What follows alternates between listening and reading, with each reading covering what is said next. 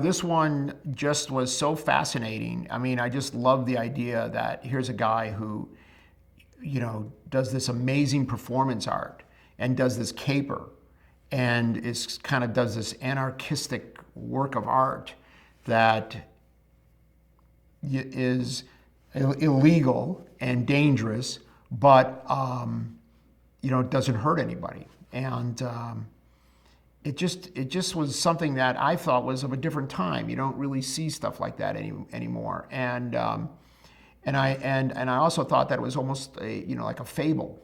And so I really sparked to it when I found out about it.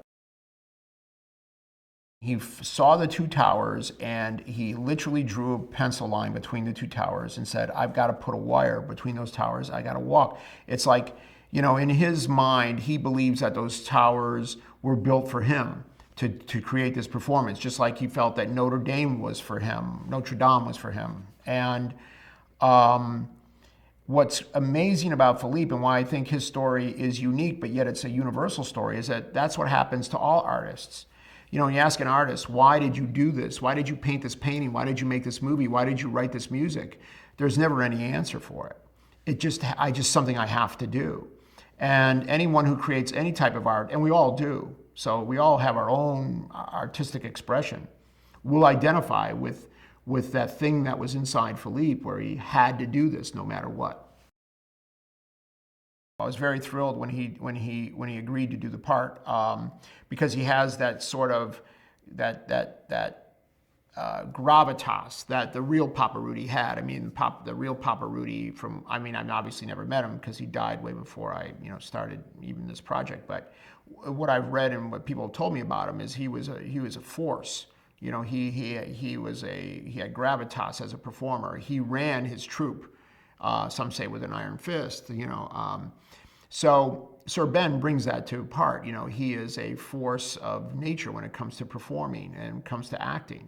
And so he brought that with him. But he also has, he had a real sense of the character and relished in giving this guy, the eccentricity that he would have had to be this patriarch of a wire walking troupe and to be this strange guy who we believe was Czech, but he's in Paris and he spoke all these different languages and was this amazing character. And Sir Ben, just was able to bring all of that to life. The thing that makes the movie interesting is it's a caper, but nobody is hurting anyone. Nobody is stealing microfilm. Nobody's stealing diamonds. But everything has to be done surreptitiously and under the radar. So it's kind of exciting in that regard. So the story kind of follows that, hosted by Joe, who plays Philippe, and it tells us sort of like what it kind of goes back and forth in time, and it lets us know what early things about Philippe, and then how the caper unfolded.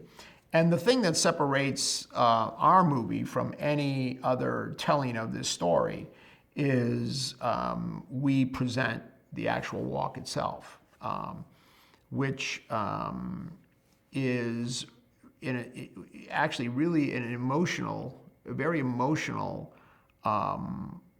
sort of climax of the film, and it does become this kind of really almost spiritual or sacred thing that happens to this artist when he actually has this years and years and months of planning this thing, and then finally he's out there and he's doing this thing that he's dreamed about for so long.